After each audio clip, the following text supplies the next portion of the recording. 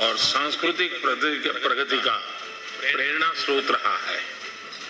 बुद्ध और कन्फ्यूशियस, सम्राट अशोक तथा तांगवंश, समरकंद व बुखारा, नालंदा एवं तक्षशिला, सुवानस्तांग तथा कश्यप मातंग, अल बरूनी और आर्यभट्ट, महात्मा गांधी और टॉल्स्टॉय, रूमी तथा कालिदास, इस क्षेत्र की ऐसी अनगिनत विभूतियां हैं।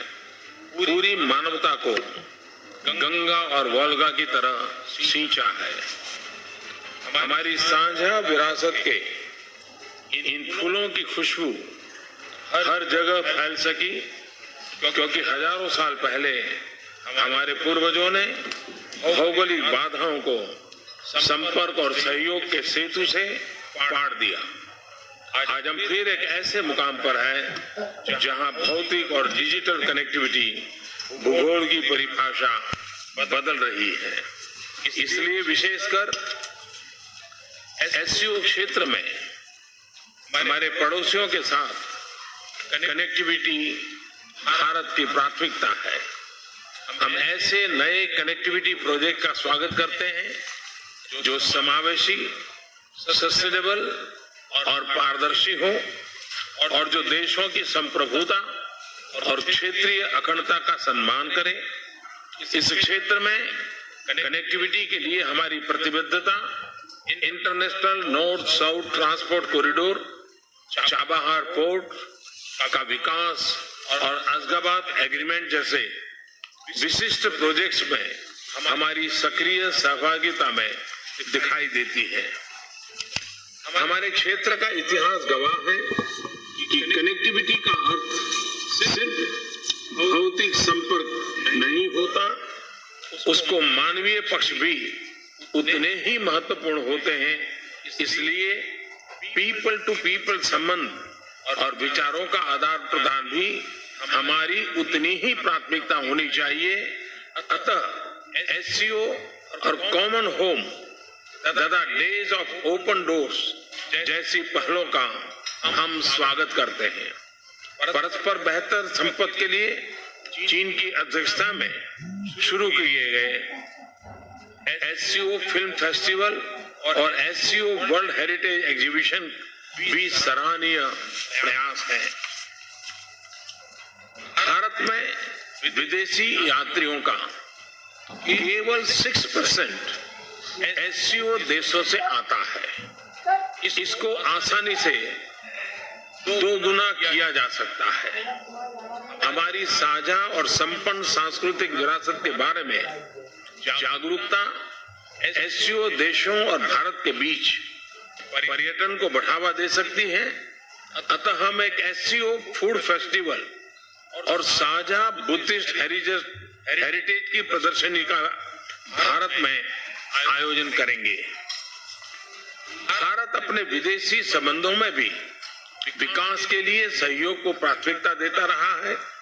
स्किल डेवलपमेंट, कैपेसिटी बिल्डिंग और ह्यूमन रिसोर्स डेवलपमेंट में सहयोग पर हमारा विशेष फोकस है। अतः एससीओ देशों, खासकर मध्य एशिया के देशों के साथ द्विपक्षीय तथा एससीओ फ्रेमवर्क में इन क्षेत्रों में सहयोग करने में हमें बेहद खुशी होगी।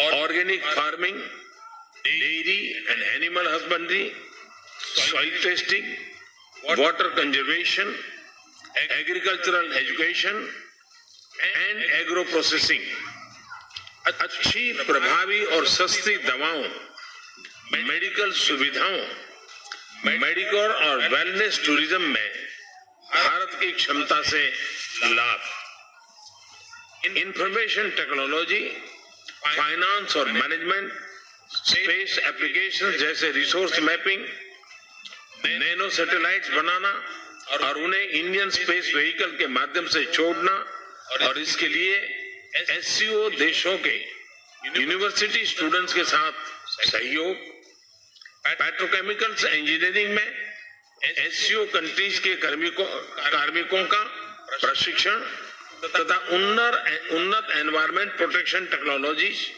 रिन्यूएबल तथा क्लीन एनर्जी एनर्जी एफिशिएंसी एवं इंटरनेशनल सोलर अलायंस के फ्रेमवर्क में सहयोग।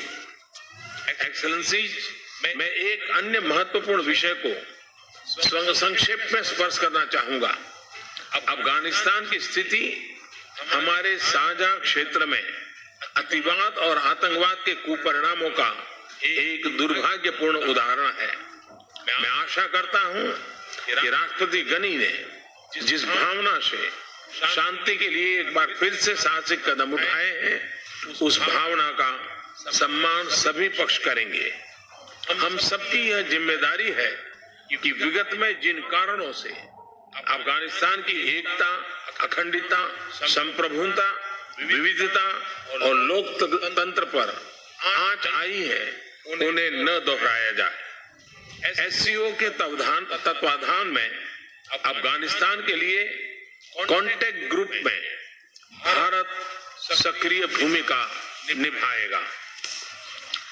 एक्सेलेंसीज, सुरक्षा यानी सिक्योरिटी हमारी प्राथमिकता है। समग्र रूप से हमारे क्षेत्र को सिक्योर करने के लिए मेरे विचार से 6 महत्वपूर्ण आयाम है।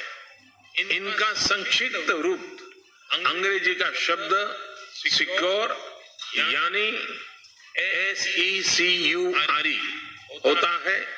एस से मेरा मतलब है security of our citizens, E से मेरा मतलब है economic development for all, C से कनेक्टिंग द रीजन, यू से यूनाइटेड आवर पीपल, आर से respect for sovereignty and integrity, E से एनवायरमेंट प्रोटेक्शन।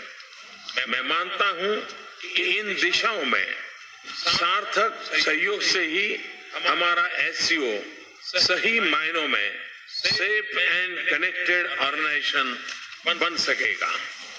एक्सेलेंसी, मैं आगामी वर्ष में किर्गिस्तान को एससीओ की चेयरमैनशिप के लिए बधाई देता हूं, साथ ही पूर्ण सहयोग का भी आश्वासन देता हूं। ये हमारी 18th समिट है। मैं आग्रह करूंगा कि 25th SCO summit silver jubilee जब हम मनाएंगे तो हम अभी से मिलकर के कोई लक्ष्य तय करें और 25th समिट सिल्वर जुबिली के तक कुछ गोल हम अचीव करने का निर्णय करें। एक छोटी कमेटी बनकर के एक रोड मैप बनाए तो मैं समझता हूं कि एक टाइम बाउंड फ्रेमवर्क के तहत हमें नई सफलताओं प्राप्त करने का अवसर मिलेगा। मैं हमारे मेजबान प्रेसिडेंट श्री को इस बैठक के सफल सौहार्दपूर्ण आयोजन के लिए एक बार फिर बहुत बहुत धन्यवाद देता हूं। एक्सेलेंसीज, रमजान के पवित्र महीने और आने वाली ईद के लिए मेरी आप सबको बहुत बहुत शुभकामनाएं हैं। इस संदर्भ में मैं हमारे क्षेत्र में शांति, समृद्धि और सद्भाव की भी कामना करता हूं। बहुत बहुत धन्यवाद। और प्रधानमंत्री नरेंद्र मोदी एससीओ समिट में संबोधित कर रहे थे और